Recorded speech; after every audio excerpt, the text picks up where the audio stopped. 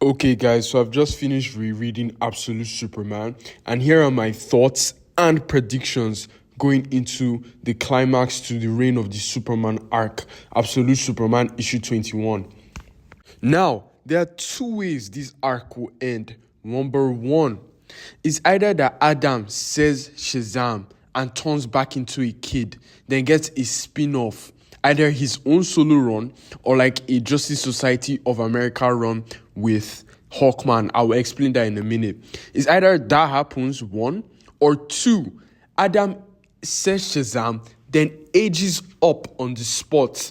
Then that would lead into an absolute Billy Batson. Because if you remember, something they always did with Black Adam back then is that because he has existed for so long, that once he says Shazam again, he's going to turn to dust, right? But then again, he has been in prison for 3,000 years, right?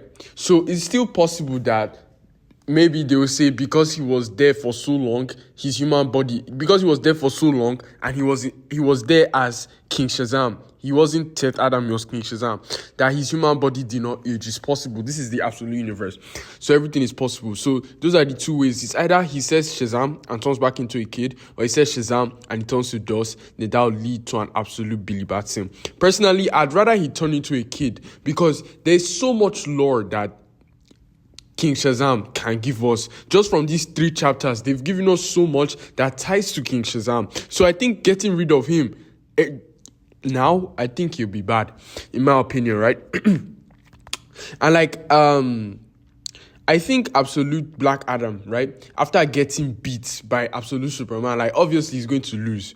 After he loses, I think he will drop that King Shazam title because he will see by Clark offering him a second chance that the prophecy was definitely about him. You know, Clark has been talking about not killing him. He said it, he made sure twice. He said it twice. But then like at the end, obviously he feels like he has to kill him, but he's definitely not going to kill him. But that's what he's feeling like, right? So I think that Black Adam, upon seeing the kind of man that Clark is, he's going to drop that King Shazam title and start referring to himself as Black Adam. That is if when he says Shazam, he doesn't die on the spot. That's the first one. If he says Shazam and he's going to die on the spot, right? Once he sees that the prophecy is actually about Clark, he will now tell Clark to take care of the world, right? Because at the end of the day, King Shazam is not a villain. At the end of the day, he really isn't. He tried to save his people. He was inspired by the prophecy because he was tired of the suffering. From the very first time we meet King Shazam, he literally saved an old man, but then got beat up for him. You understand? So obviously he will tell Clark to take care of the world. He will turn to dust. Then from there, you can get an absolute Billy Batson. But me personally, I think we should stick with absolute Teth Adam for now. Now, another thing I want you to think about, if you notice, right, when you are reading this story, it's almost like Adam is throwing a tantrum, which further proves that he might still be a kid. Like, let's look at it from when he came. Okay, you can say maybe he's so mad because he doesn't want to get imprisoned again. But like, the guy is just genuinely angry. Like, he was sealed up for so long, yes, and upon finding out the prophecy wasn't even about him, when Hawkman said it, he just went ballistic and stabbed Superman. You understand? He's just operating on pure anger, and like, he's just really angry. If you notice, he has not calmed down once to actually simmer down and listen. That's how you also know that his wisdom is flawed. Because if you really have wisdom, you will know that this is a situation. Let's calm down, let's collect the facts, and let's see what happened and how we can move from here. That's how you know his wisdom is flawed. From when he was released, it was just straight hands. He did not calm down to talk or nothing. That is juvenile behavior, which makes me believe that Teth Adam can still be a kid, right? And so like remember when Hawkman said the gods, that he thinks the Brainiacs were giggling to themselves as they were just calling random deities. Now, I'm half and half on that because Hawkman was not there when they were giving him the powers. He just read it from hieroglyphics. Who wrote the hieroglyphics? We don't know. So you don't know if he genuinely has the power. But because of the ill judgment he made with Raz was not lying. He told him that because he has wisdom of Solomon, he can tell when someone is lying, and he killed him. And Raz was clearly not lying. And from his behavior, that's not somebody who possesses the wisdom of Solomon will not behave so rash, so like aggressive, no calming down, no thinking it through. You understand? I feel like maybe it's possible he does have the attributes of Shazam, our classic Solomon, Achilles, Zeus, blah blah blah blah blah, but he's not putting them to use. Because you remember, he only had those powers for 8 days before they sealed him for 3,000 years. That's a very long time and a very cruel punishment. And he was a kid. That guy was definitely not more than 14 when he got those powers.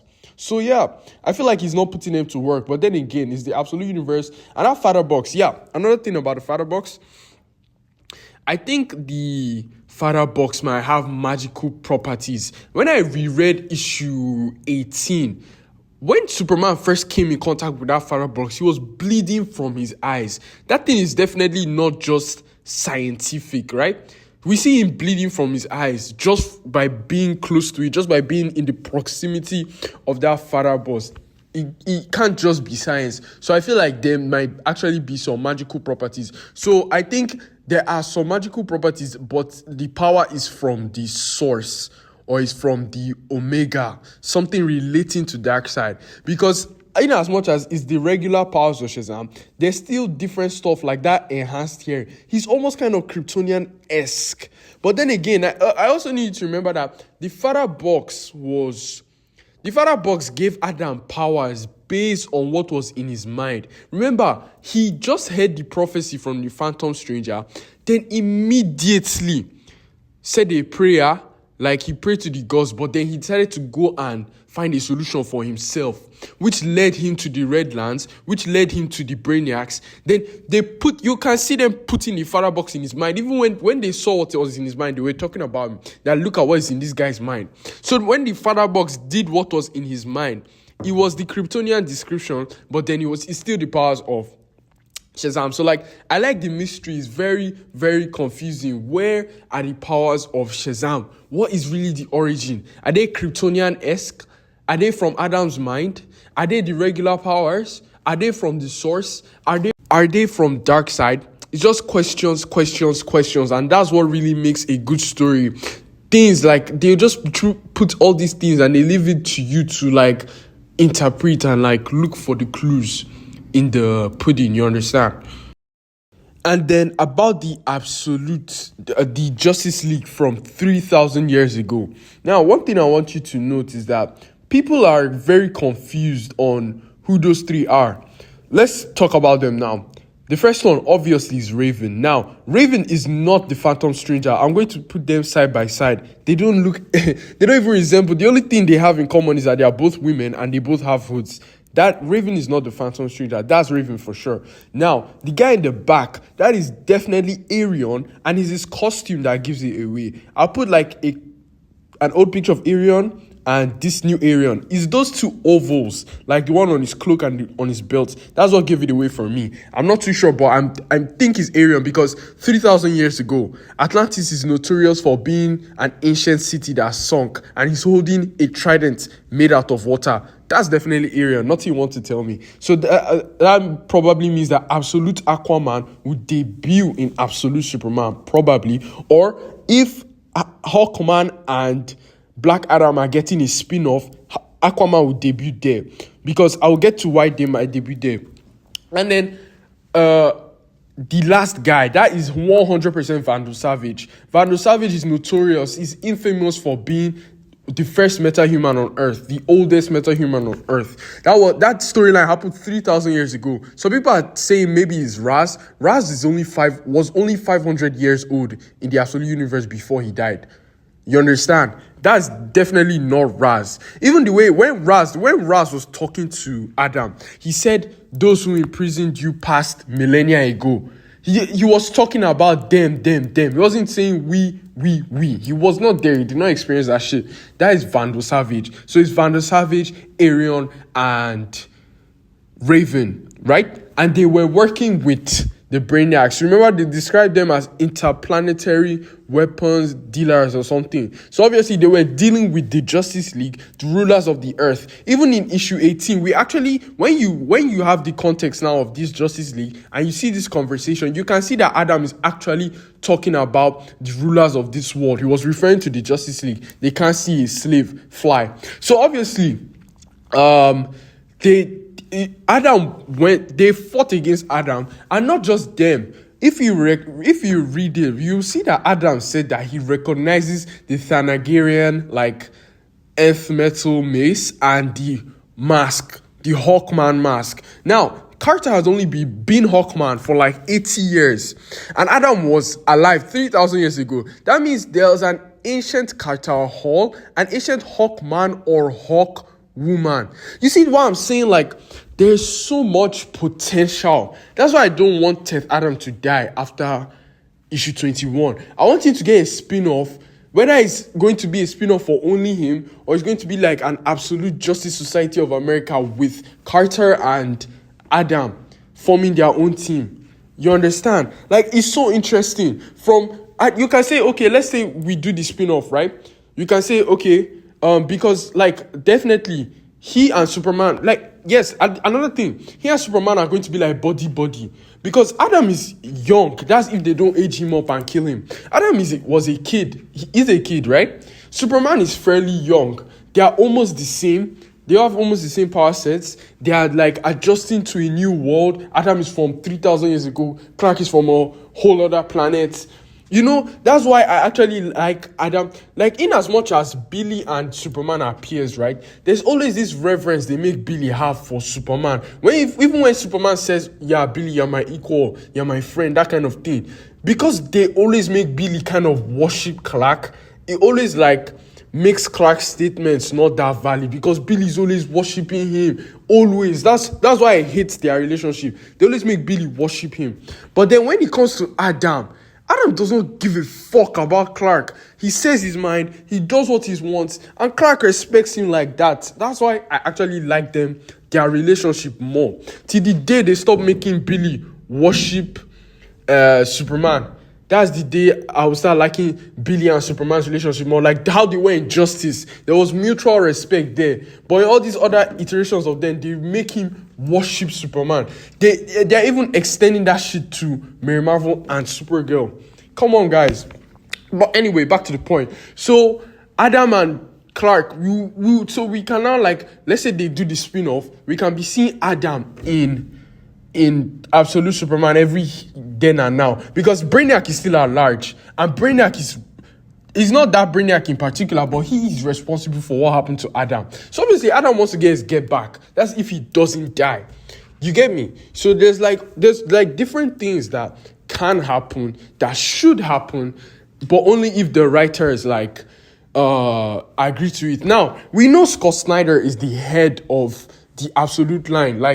What you're writing, because all Absolute shit, all of them, they come together, right? So I feel he did greenlight the Absolute Justice League of 3,000 years ago. Now, and I can explain why. Because if we go to Absolute Evil, one thing they made us aware of in Absolute Evil was that the universe is bending towards evil. Evil always prevails. That's what the Omega particle is, right? And if you notice one thing, every good guy who tried to be good, they always fail. From Teth Adam to Wesley Dodds to Ted Grant. And now we're seeing heroes together and they are winning. They are making people believe in them. They are making people take action. People are turning against their oppressors because of the heroes now. But now, why are the heroes, these guys in particular, why are they the ones that their own is working? Why didn't Wesley Dodds work?